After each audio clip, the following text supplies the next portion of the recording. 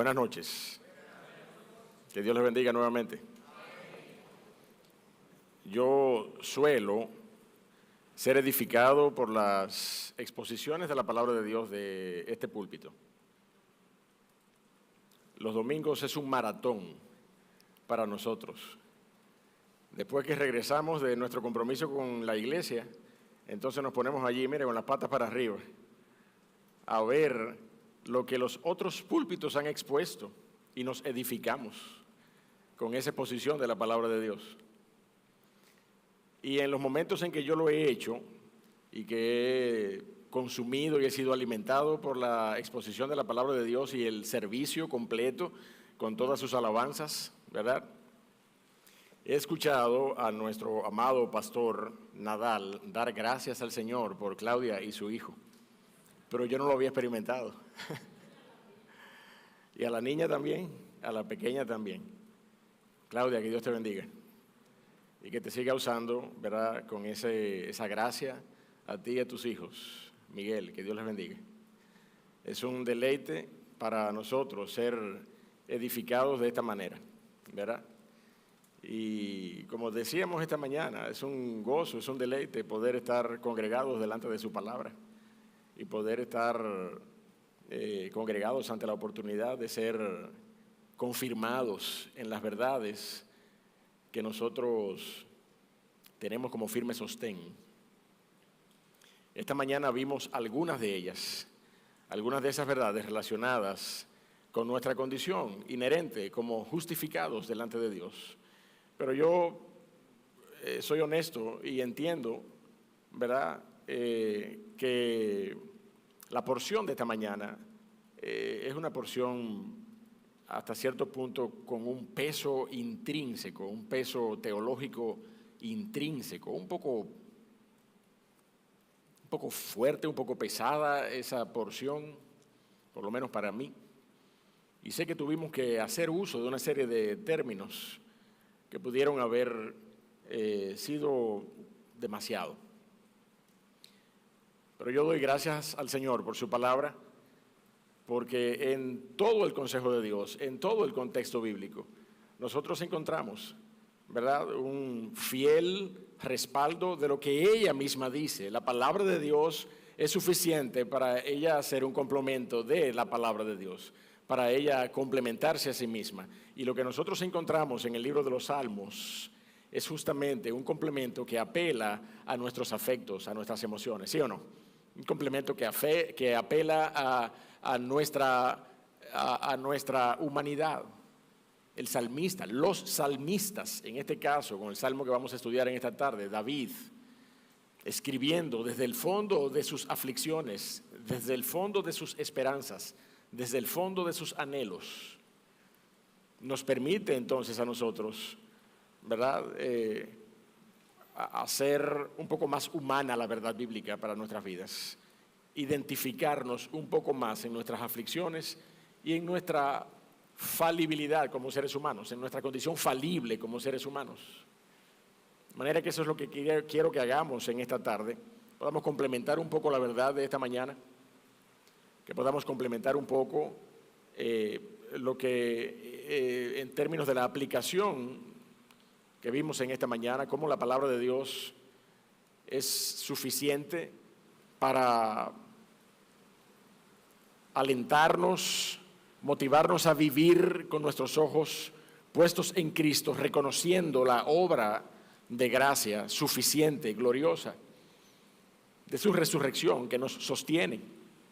Cómo esa gran verdad es capaz de ser una respuesta para nuestras demandas anímicas, para nuestras demandas emocionales. El Salmo 56 nos ayuda a esto, mis amados. Yo quisiera que nosotros vayamos allí, porque luego de ver una serie de verdades y una serie de expresiones exclamativas, entiéndelo de esta manera, clamores de David, expresados allí en esos versículos, nosotros llegamos al último versículo del capítulo 56, verso 13, ¿verdad?, con una gloriosa declaración que apela justamente a la redención desde la muerte que Dios ha hecho de nosotros, para que nosotros vengamos a vivir en medio de la luz y vengamos a caminar en la luz de la vida, para que nosotros podamos andar en la luz de los que viven. Por eso es que hemos titulado nuestro mensaje de esa manera, para andar en la luz de los que viven. Cuando nosotros tenemos paz y sosiego, porque nuestra confianza descansa en la persona y en la soberanía de Dios, estamos dando evidencias, estamos dando testimonio a este mundo de un Dios soberano y de su naturaleza que trasciende a la nuestra. Yo he tenido que enfrentarme muchas veces. Yo no soy un gran apologeta, créeme, pero yo he tenido que enfrentarme muchas veces a personas que nos acusan a los cristianos de autosugestionarnos. ¿Usted me entiende lo que yo quiero decir? Autosugestionar. No, eso es autosugestión suya. Pero déjeme decirle, una persona y una naturaleza soberana que trasciende la nuestra, como la naturaleza de nuestro Dios, que nos provee a nosotros mismos, siendo nosotros poseedores de una naturaleza pecaminosa y caída, nos provee de una naturaleza espiritual. Entonces no se trata de una autosugestión, se trata de su trascendencia y su impacto por medio de su gracia sobre nuestras vidas. No se trata de una autosugestión. Ninguna autosugestión, ninguna sugestión de mis propias demandas emocionales en medio de tristezas, afanes, aflicciones, depresiones, es capaz de sostenernos como nos sostiene su gracia, mi amado hermano. Y esa es una evidencia de que es una gracia trascendente. No es una gracia inmanente que sale de mí, una gracia que yo mismo me proveo. No, es una gracia trascendente. La gracia de nuestro Dios es una gracia trascendente y por eso me sostiene. Por eso es capaz de sostenerme. ¿Qué me puede hacer el hombre? Esa es la expresión que nosotros encontramos. Esa es la expresión que nosotros encontramos en esta porción de la palabra de Dios, en el Salmo 56. El salmista exclama de esa manera: ¿qué me puede hacer el hombre? Y ese no es un clamor arrogante, mi amado hermano. No es un clamor desafiante o temerario. Es el clamor de un corazón que descansa en la seguridad que nos brinda el invaluable amor de Dios en Cristo Jesús. David pudo escribir sintiendo lo mismo cuando compuso este salmo que nosotros vamos a estudiar en esta tarde. Un salmo que combina remembranza. David trae a memoria una serie de fuertes tratos de Dios con su vida, pero también es un salmo que combina alabanza y exaltación al nombre de nuestro Dios.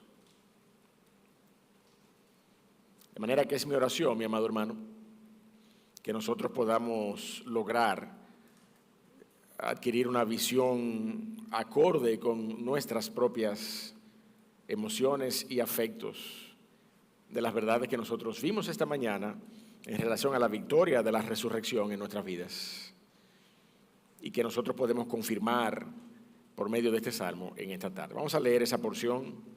Yo quisiera hacer lo mismo que hicimos esta mañana. Si no te es una carga, vamos a ponernos de pie, vamos a leer, ¿verdad? Interfonalmente la palabra de Dios. Yo voy a leer la porción del verso 1 y tú me acompañas. Estoy en Salmos 56 y yo voy a leer la introducción. Yo voy a leer la introducción porque es parte del Salmo. Es parte del Salmo. El título del Salmo no es inspirado, pero la introducción que nosotros vemos allí, esa introducción que nos habla, ¿verdad?, de el músico principal sobre la paloma silenciosa en paraje muy distante, esa es una porción inspirada. Así que yo la voy a leer. Dice la palabra de Dios allí: al músico principal sobre la paloma silenciosa en paraje muy distante, Mictán de David, cuando los filisteos le prendieron en Gat. Ten misericordia de mí, oh Dios, porque me devoraría el hombre, me oprime combatiéndome cada día.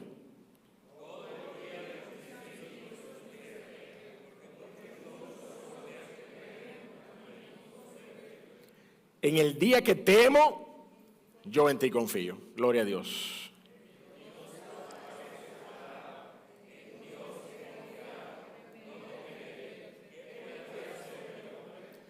Todos los días ellos pervierten mi causa, contra mí son todos sus pensamientos para mal.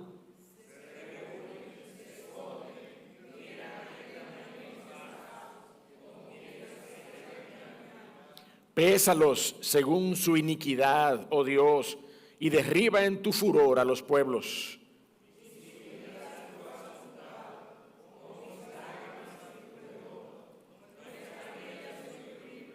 Serán luego vueltos atrás mis enemigos el día en que yo clamare. Esto sé, que Dios está por mí.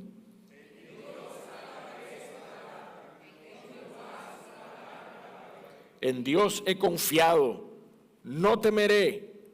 ¿Qué puede hacerme el hombre?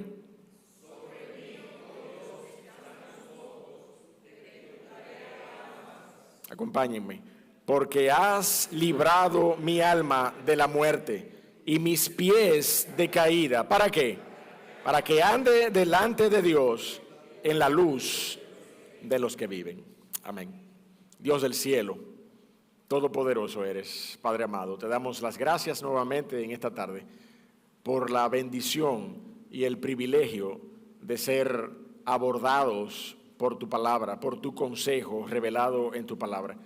Oh Señor, usa tu espíritu en medio de nosotros. Muévete, oh Dios del cielo, con poder, utilizando la herramienta de tu palabra, para que seamos fortalecidos en esta tarde, para que seamos animados a vivir a la luz de tu palabra, en la luz de tu palabra.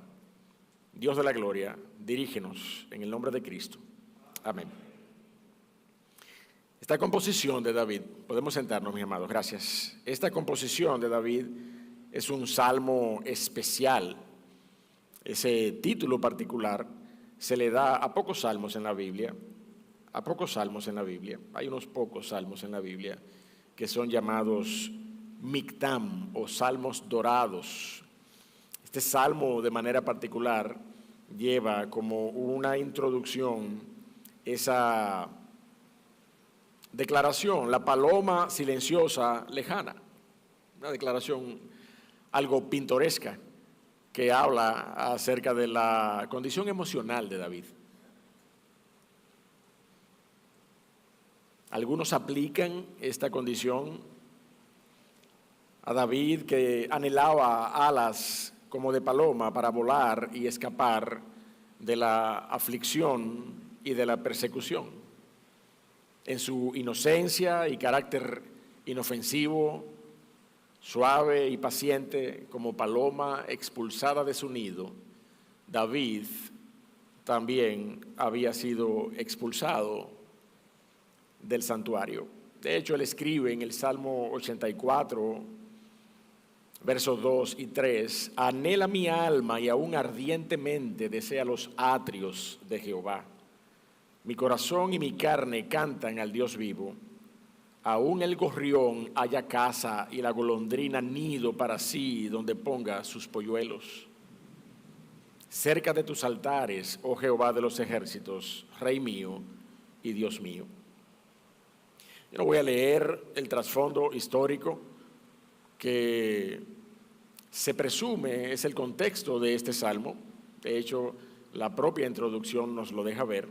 Pero tú y yo sabemos que David huyó y se refugió en Gat de Filistea.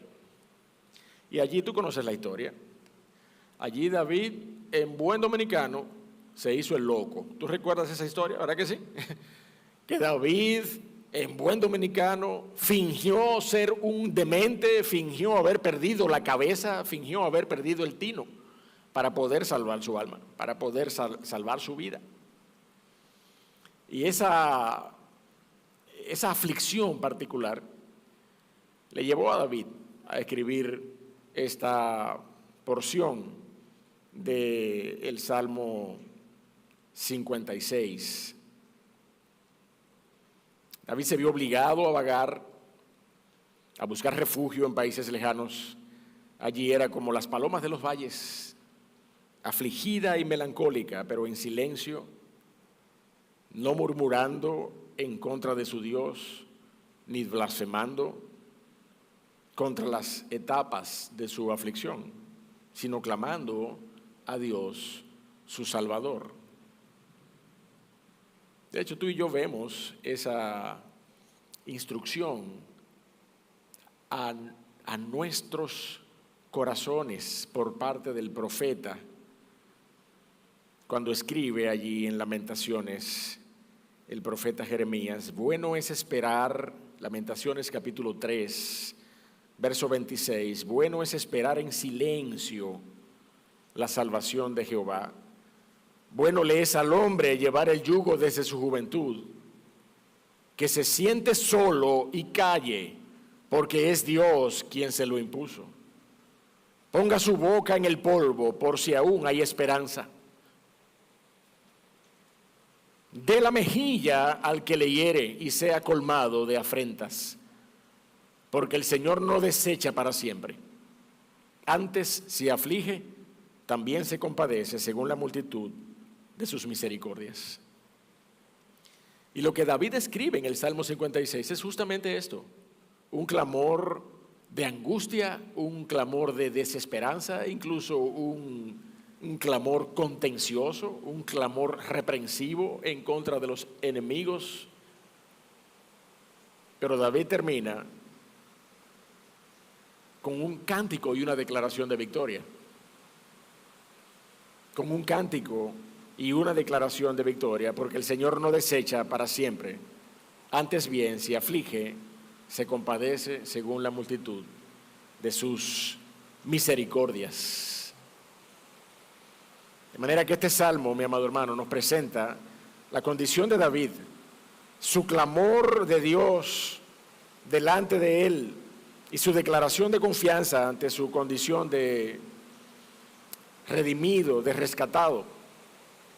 Mi ánimo, mi oración en esta tarde, lo que yo quisiera que nosotros lográramos, es que nosotros nos veamos reflejados en este salmo antes de nosotros poder declarar lo mismo con plena confianza al final de su estudio. De manera que yo voy al verso 1, quiero que tú me acompañes allí para ver este clamor de angustia, un clamor de angustia, ¿verdad? Que nosotros vamos a ver desde el verso 1 hasta el verso 4, un clamor de angustia por parte de David. Ten misericordia de mí, decía David, ten misericordia de mí, oh Dios, porque me devoraría el hombre, me devoraría el hombre. ¿Tú estás entendiendo lo que esa porción nos dice? Si tú no tuvieras misericordia de mí, oh Jehová, me devoraría el hombre. Ten misericordia de mí, porque me devoraría el hombre. Ya me oprime combatiéndome cada día, pero si tú no tuvieras misericordia de mí, yo fuera destruido, dice David. Todo el día mis enemigos me pisotean, porque muchos son los que pelean contra mí con soberbia. En el día que temo, yo en ti confío. Tú y yo conocemos esa declaración, ¿sí o no? Constantemente nos fortalece. ¿Y tú sabes dónde está esa declaración en la palabra de Dios? En el Salmo 56. Es aquí donde nosotros encontramos ese versículo. No es en otra porción adicional. Tú y yo estamos delante de la revelación de la palabra de Dios, que nos ayuda a descansar en esa declaración de victoria. En el día que temo, yo en ti confío. Y en el verso 4 dice: en Dios alabaré su palabra, en Dios he confiado, no temeré, no temeré. ¿Qué puede hacerme el hombre? El creyente, mi amado hermano, y lo decíamos esta mañana, cuando estábamos compartiendo la aplicación del mensaje en esta mañana, el creyente sufrirá aflicciones, son ineludibles. Si el creyente está viviendo la vida cristiana como el fiel testigo de Cristo en este mundo que está llamado a ser, indefectiblemente padecerá persecución. Y usted y yo deberíamos estar de acuerdo en que si no fuera por la misericordia de nuestro Dios, pero para ser más exactos, si no fuera por la obra de la cruz.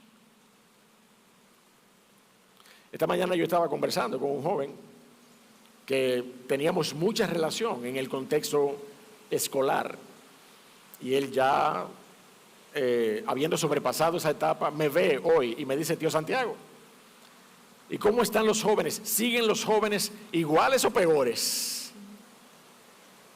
Y yo le decía esta mañana, mira, mi hermano, el pecado sigue siendo el mismo.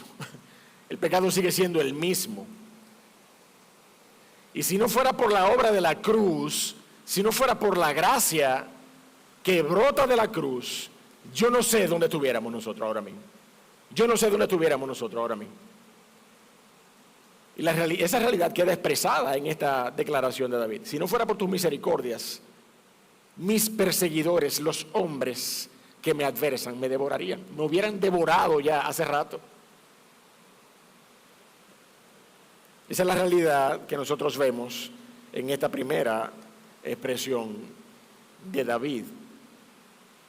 Ya hace tiempo que nosotros somos oprimidos cada día en busca de mancillar y pisotear el testimonio de Cristo en nosotros. Porque muchos son los que pelean contra el cristiano con soberbia, incluso, mi amado hermano, y tú lo sabes, aún los de nuestra propia casa. ¿Sí o no? Aún los de nuestra propia casa. Creo que el hermano Pepe lo leyó esta mañana. El padre se levantará contra sus hijos, ¿sí o no? La hija se levantará contra la madre. Vamos a leerlo, Mateo 10, yo voy a leer desde el verso 16. He aquí yo os envío como ovejas en medio de lobos, sed pues prudentes como serpientes y sencillos como palomas y guardaos de los hombres, porque os entregarán a los concilios y en sus sinagogas os azotarán, y aún ante gobernadores y reyes seréis llevados por causa de mí.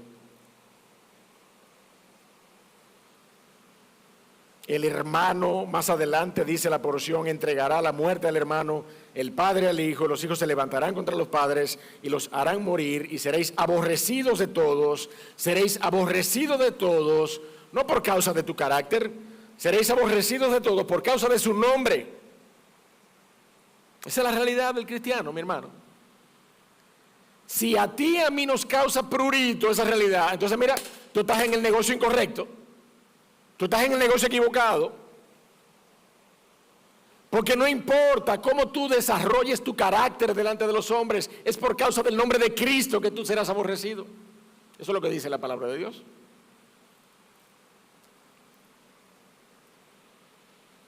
Cuando os persigan en esta ciudad, huye a la otra, dice la porción. Y más adelante encontramos, si al padre de familia llamaron Belzebú, ¿cuánto más no llamarán a los de su casa? ¿Cuánto más no llamarán a sus hijos? Y no temáis a los que matan el cuerpo, mas el alma no pueden matar. Y oye, ponga atención a este versículo de la porción en Mateo 10. Temed más bien a aquel que puede destruir el alma y el cuerpo en el infierno. Entonces yo te pregunto, ¿qué puede hacerme el hombre más que lo que puede Dios hacerme? ¿Qué es lo que puede hacerme el hombre? ¿No tiene sentido la pregunta en nuestras vidas? ¿Qué es lo que puede hacerme el hombre? ¿Qué podrá hacerme el hombre? Quien puede verdaderamente tomar mi alma y echarla en el infierno es el Dios de los cielos. Es el Dios de los cielos. A Él es que debemos temer.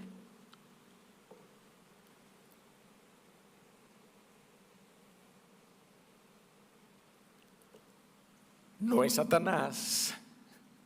No es a Satanás que nosotros debemos temer. ¿Estamos de acuerdo con eso? El que puede tomar mi alma y echarla al infierno es el Dios de los cielos. A Él es que debemos temer. Por tanto, David termina diciendo, ¿verdad? Declarando ese clamor de angustia, ese clamor angustiante. En Dios, estando en íntima comunión con Dios, eso es lo que significa esa expresión. Alabaré su palabra. En Dios he confiado, no temeré. ¿Qué puede hacerme el hombre? ¿Qué cosa mayor que la que Dios puede hacerme el hombre? Y David continúa ahora con un clamor de esperanza. David continúa con un clamor de esperanza desde los versos número 5 en adelante. Verso número 5 hasta el verso número 11. Dice: todos los días ellos pervierten mi causa. Contra mí son todos sus pensamientos para mal. Se reúnen, se esconden, miran atentamente mis pasos como quienes acechan mi alma. Pésalos según su iniquidad, oh Dios, y derriba en tu furor a los pueblos. Mis huidas tú has contado. Pon mis lágrimas en tu redoma. ¿No están ellas en tu libro? Serán luego vueltos atrás mis enemigos el día en que yo clamare, y esto sé, que Dios está por mí. En Dios alabaré su palabra. De nuevo, la misma construcción gramatical, versos 10 y 11 para cerrar esta estrofa, este clamor, que es más bien un clamor de esperanza. Cuando nosotros leíamos exactamente lo mismo en el verso 4, en Dios alabaré su palabra, en Dios he confiado, no temeré lo que me pueda hacer el hombre. Cuando nosotros encontramos esa misma expresión en el verso 10 y en el verso 11, nosotros debemos entender la idea como un movimiento independiente del cántico. Y David termina esa expresión con ese mismo clamor de victoria. Un clamor que se va a magnificar en todo el verso 12 y el verso 13 para concluir este salmo. En Dios alabaré su palabra, en Jehová su palabra alabaré. En Dios he confiado, no temeré lo que me pueda hacer el hombre. Pero David comienza, mi amado hermano, declarando con detalle toda la aflicción y todo el padecimiento del que él es objeto. David sabe que hay esperanza en Jehová, pero él es consciente del detalle de su aflicción y del detalle de sus padecimientos. A pesar de la aflicción, del trance, de la estrechez del momento que él vivió allí en Filistea y por el cual compuso esta canción, él sabe que en Dios hay salvación. Por eso clama apelando al poder de Dios para retribución hacia sus enemigos. David hace un recuento de sus quebrantos. Todos los días pervierten mi causa. Todos los días tergiversan mi causa, si tú quieres entenderlo con un término un poquito más moderno. Todos los días trastornan mi causa, tergiversan mis palabras, ponen palabras en mi boca. ¿Tú sabías lo que es poner palabra en la boca de otra persona? Yo no he dicho eso, pero se dice que usted ha dicho esto, tergiversando mi causa. Yo creo que en algún sentido y en algún contexto cada uno de nosotros hemos experimentado ese nivel de persecución y de señalamiento, tergiversando,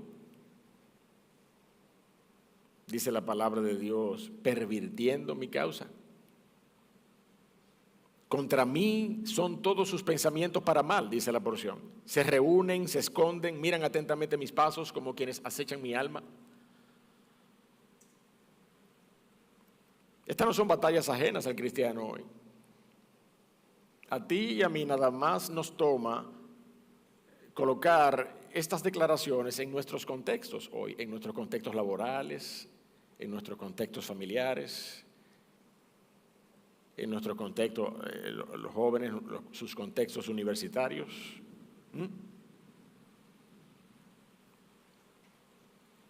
Yo no quisiera decirlo, pero suele suceder que también en el contexto del pueblo de Dios, en el contexto de las iglesias,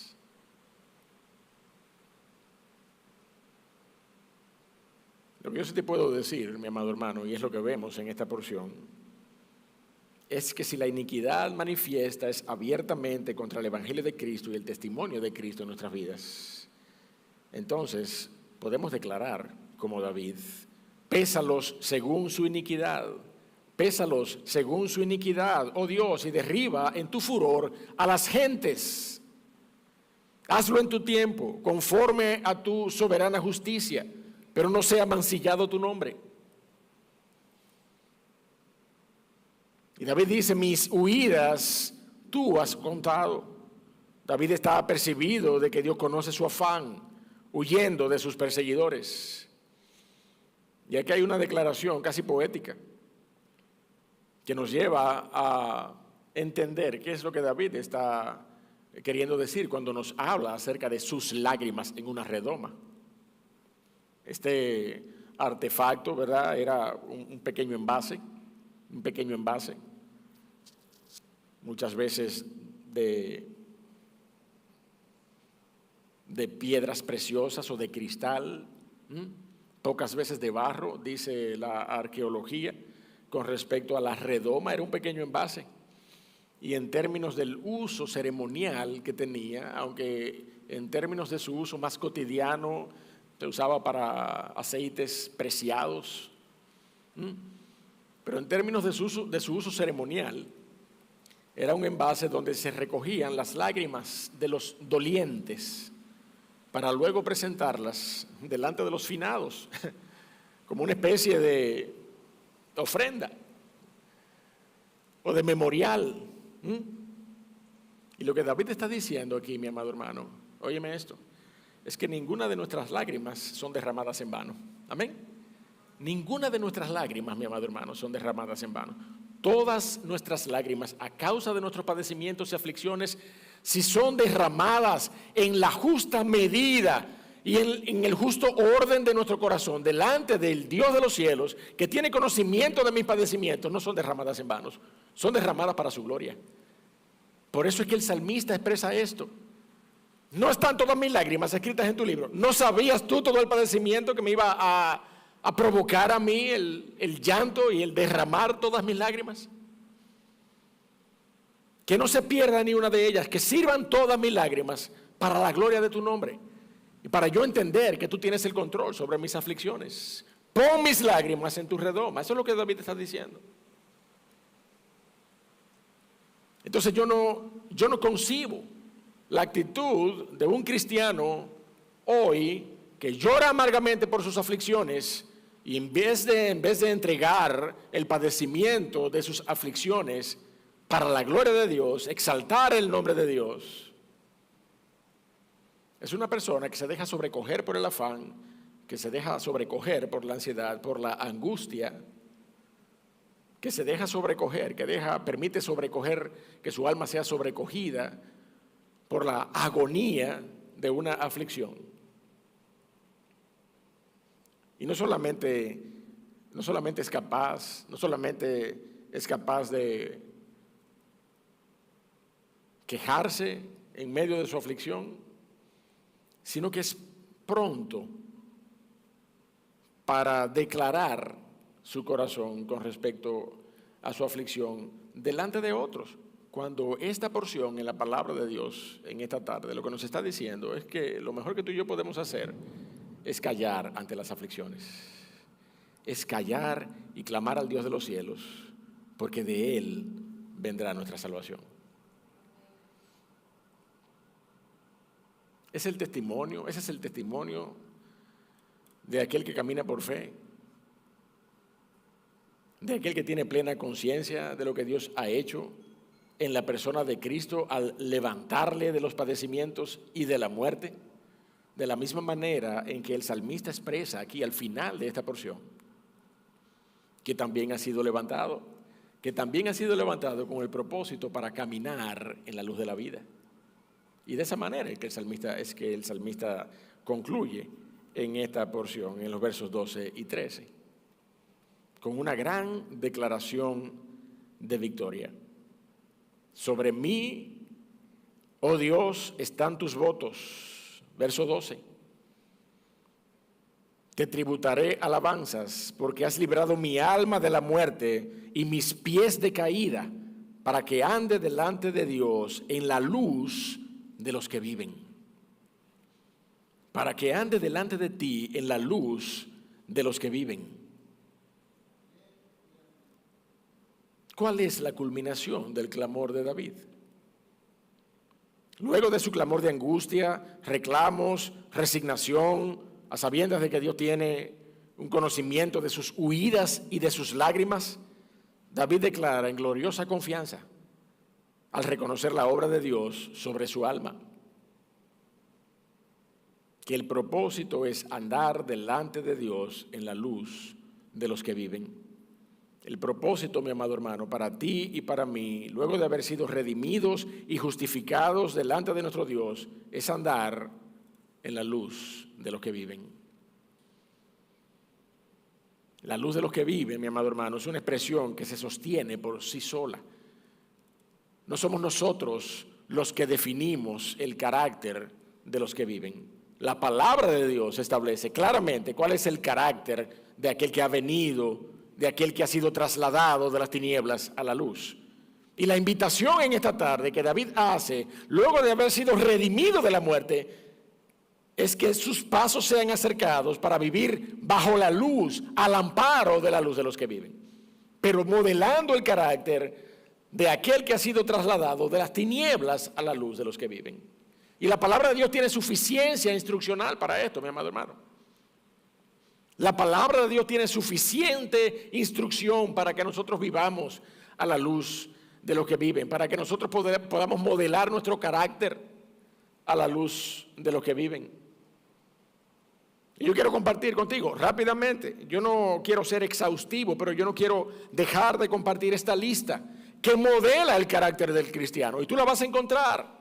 Si tú revisas, ¿verdad?, normalmente la segunda parte de todas las epístolas paulinas, tú vas a encontrar ese carácter del cristiano modelado en la praxis de la doctrina que en la primera parte el apóstol Pablo enseña.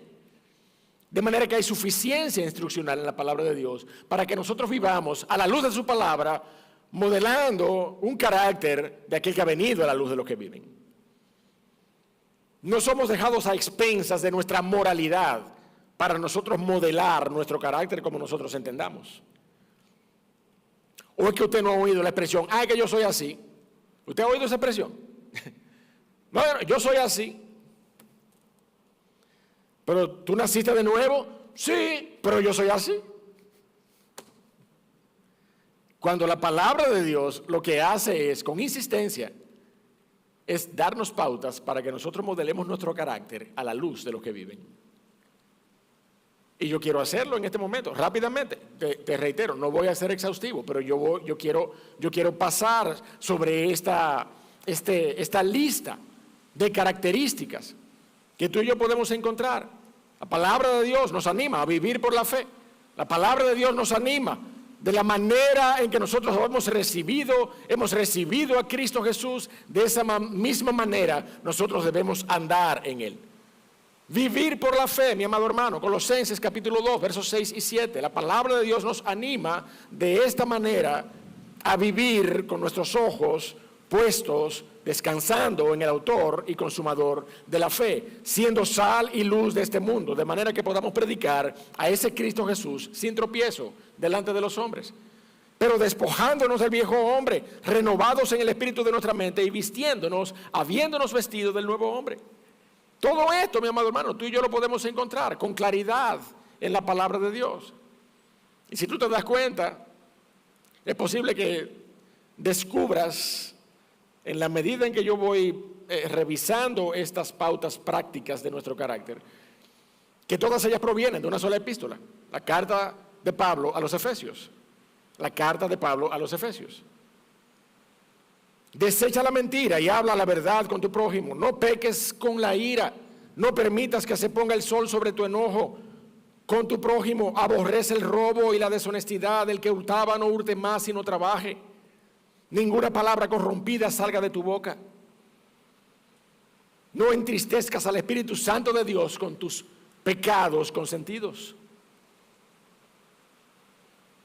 Deja atrás toda amargura, enojo, ira, gritería y maledicencia y toda malicia. Sé benigno con los demás, unos con otros, misericordiosos, perdonándonos unos a otros.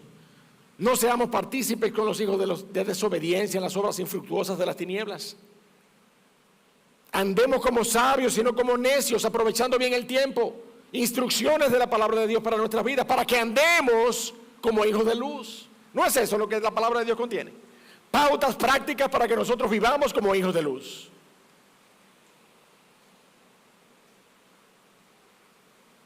Seamos entendidos de cuál sea la voluntad de Dios, escudriñando las Escrituras.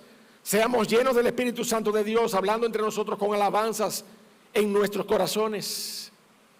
Demos siempre gracias a Dios por todo, al Dios y Padre, en el nombre de nuestro Señor Jesucristo. Seamos agradecidos. Sometámonos unos a otros en el temor de Dios. Si tú estás casada, sujétate a tu marido. Si tú estás casado, ama a tu esposa. Los hijos, obedezcamos y honremos en el Señor a nuestros padres, porque esto es justo. Los siervos, en nuestro contexto de hoy, los empleados que estamos sirviendo, aún en una labor particular, obedezcamos a nuestros jefes con sencillez de corazón, sirviendo de buena voluntad, cada uno en nuestro contexto de trabajo. Por lo demás, dice la palabra de Dios, fortalezcámonos en el Señor y en el poder de su fuerza. Vistámonos de toda la armadura de Dios para que podamos estar firmes contra las acechanzas del diablo. Mi amado hermano, dime, si estas no son pautas para que andemos como hijos de luz. Eso es lo que son. No son simplemente instrucciones, una redacción del texto bíblico para que nosotros podamos entender la praxis de la palabra de Dios y dejarlas allí, relegadas al texto bíblico. Es para que nosotros podamos andar en la luz de los que viven. Eso es lo que la palabra de Dios nos enseña. Al margen de todas nuestras aflicciones y padecimientos, que las vamos a tener, que vamos a atravesarlas, porque no vamos a poder eludirlas, mi amado hermano. No vamos a poder eludirlas en un contexto o en otro contexto. Al margen de eso, nuestro clamor de victoria al final debe ser estar dispuestos a venir a caminar en la luz de los que viven, a caminar con un testimonio de aquellos que han sido trasladados desde el reino de las tinieblas al reino de su amado Hijo. Vivir en la luz del Evangelio, mi amado hermano, es vivir en la luz de los que viven. Vivir bajo el contexto de la luz del Evangelio, vivir a la luz de la palabra de Dios, es vivir en la luz de los que viven, en la luz de los que han sido justificados por la sangre de Cristo para vida eterna. Si tu confianza está en el Redentor resucitado, la invitación hoy es a vivir en la luz de los que viven. Si tu confianza en estas pautas instruccionales de su palabra nos permiten no solamente decir que ella es nuestra guía de fe, sino que también es nuestra guía práctica, entonces la invitación para esta noche es que tú y yo podamos vivir en la luz de los que viven. Gálatas 5:25, mi versículo favorito de la Biblia. Mi versículo favorito de la Biblia. Lo mandé a tallar un día en una cachucha. Yo me ponía esa cachucha todo el tiempo. Se me perdió la cachucha. Gálatas 5:25. Si vivimos por el Espíritu, andemos también por el Espíritu. Si vivimos por el Espíritu, si hemos venido a tener vida por el Espíritu, si hemos venido a tener vida luego de haber sido rescatados de la muerte, luego de haber sido figurativamente hoy resucitados de la muerte, descansando nuestra esperanza y nuestra confianza en el resucitado de aquel huerto, en aquel día, nosotros entonces estamos llamados, mi amado hermano, a pesar de las aflicciones, sin importar el clamor que nosotros expresemos delante de nuestro Dios, a vivir en la luz de los que viven. La palabra de Dios es suficiente para enseñarnos a vivir en la luz de los que viven. Si vivimos por el Espíritu, andemos también por el Espíritu. Dios de la gloria, Dios de los cielos, Gracias por la carga instruccional de tu palabra. Gracias por la invitación que nos haces a vivir a la luz de tu palabra. Gracias, oh Dios del cielo, por la capacidad que nos das por medio de tu Espíritu Santo para vivir en la luz de los que viven. Oh Dios de la gloria, habiendo sido rescatados de la muerte, habiendo sido justificados delante de ti, habiendo sido otorgados con una firme convicción, oh Dios de los cielos, habiendo sido provistos con una fe que descansa en la persona de Cristo y en su obra de la cruz, pero también, oh Dios del cielo, que valora en su justa dimensión, gloriosa dimensión, la resurrección de entre los muertos de nuestro Señor Jesucristo. Oh Dios del cielo, hoy nosotros somos capacitados para vivir en la luz de los que viven. Padre amado, ayúdanos a que estas cosas no se queden en nuestras notas, que no se queden en nuestras mentes, que nosotros podamos ser hacedores de tu palabra, hacedores de la carga instruccional de tu palabra, sabiendo que somos capacitados con tu Espíritu Santo para obrar tu palabra, para guardar tu palabra. Bendícenos en esta noche, oh Dios del cielo. Bendícenos con tu palabra, en el nombre de Cristo. Amén. Que Dios les bendiga, mis hermanos.